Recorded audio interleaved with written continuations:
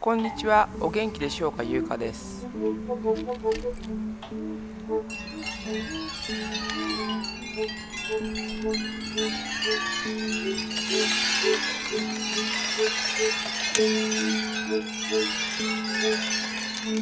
はい、それではですね、双子座さん、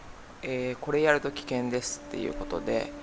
12星座の落とし穴シリーズっていうのをね、なんか突然思いついてこの企画を始めたんですけれども、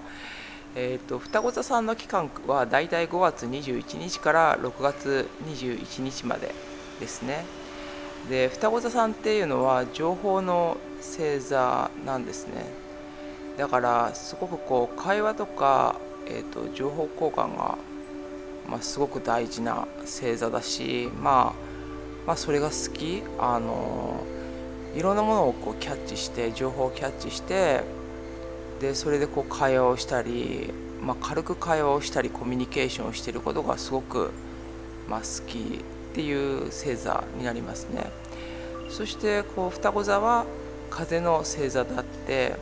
支配星も水星でやっぱりコミュニケーションなんですね。でキーワードも情報や会話、知性やコミュニケーションっていうの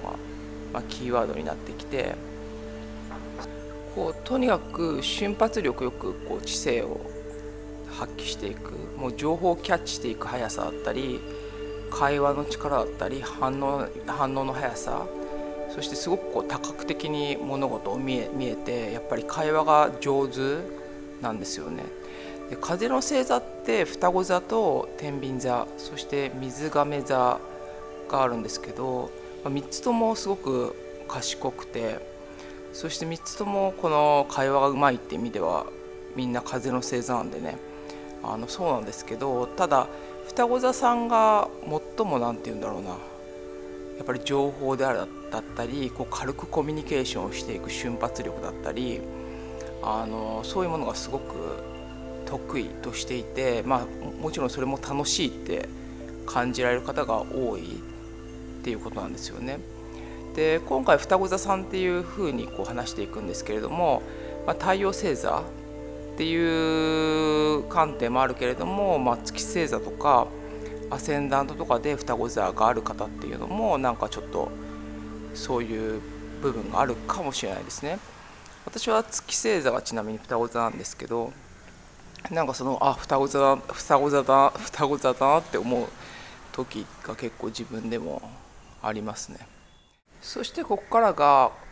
今回の話の本題に入るんですけど、だからこれがこの双子座さんがネガティブに出ていくと、その情報が共有されてないとすごく不安になっちゃったり、なんか知らされてないとこう信頼されてないっていう風に感じちゃったりっていうなんか状態に陥りやすいんですね。だからこう情報をコントロールしようとしたり、相手にすごく説明を求めすぎちゃったりする。要はさ、ちょっと軽いマウントとか、なんて言うんだろう、なんか正論をぶつけてくるみたいな、やっぱり頭がいい星座なので、なんて言うんでしょうね、正論が言える。でもその正論っていうのがさ、みんなにとって正しいか分かんなかったりするじゃない。で双子座さんの情報っていうのがさ、割と軽やかな情報だから、もうそれ以上のって言ったらあれだけど、こう深い情報もあったりとかして、で絶対的にもうそれが正しいって言えなかったりするじゃない。でもこう自分の情報が絶対正しいんだっていう感じで、ちょっとこうなんて言うんでしょう、自分の中の正当性っていうか正論を振りかざしてしまったりだとか、ちょっと相手をコントロールするような、いやこれがもう絶対そうだと思うっていう感じでこう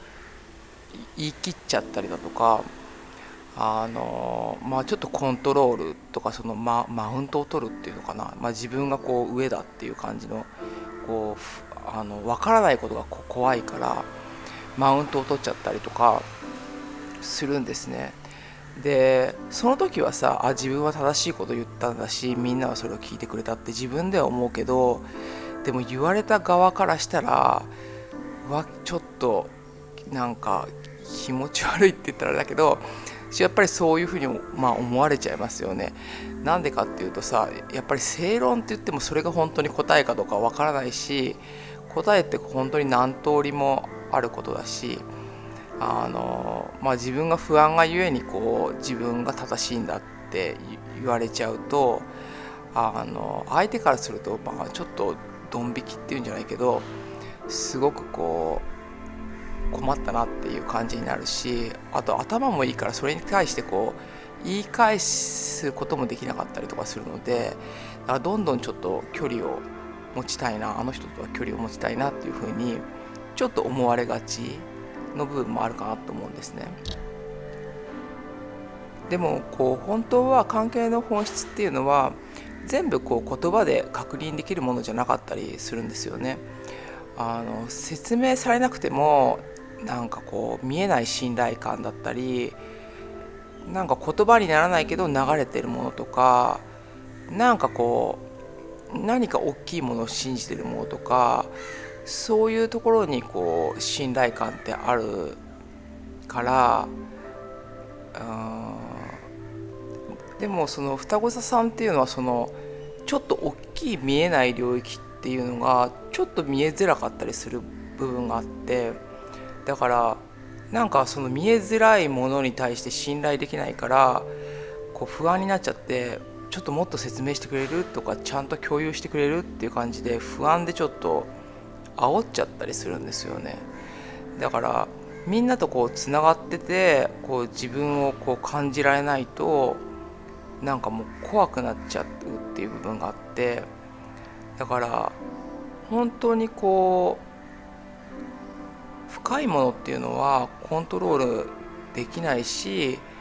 言葉にならない領域があるっていうことをちょっと一個の引き出して双子座さんは理解するとすごく楽になるかもしれないですよね。それさえ分かれば、そうか、みんなはそれを信じてるから、こういう会話になってるんだなみたいな感じで自分がそこに突っ込んでいかないでも済むし、ちょっと安心して聞こえる、ちょっと分からないものもで、そういう領域があるんだなっていうのをとりあえず分かっておくだけでも会話がスムーズになるかもしれないですね。あとあまりにも情報量が多く来るので言葉が早くなっちゃう人もいるんですよね。いっぱい喋りたいっていうか、もういろんなことがなんて言うんでしょうね、いろんなことをキャッチしてるからどんどん喋ることができるし、だから転びそうなほど早く喋っちゃったりする場合もあるのか場合もあって、でそうすると聞く側も何を言ってるのかなっていう感じで分かんなくなっちゃうから、一個一個立ち止まりながら喋ったり、その間を恐れないように、空間を恐れないようにしてゆっくり丁寧に喋るといいかなと思います。はい、今回は双子座さんでした。次回をお楽しみに。ゆかでした。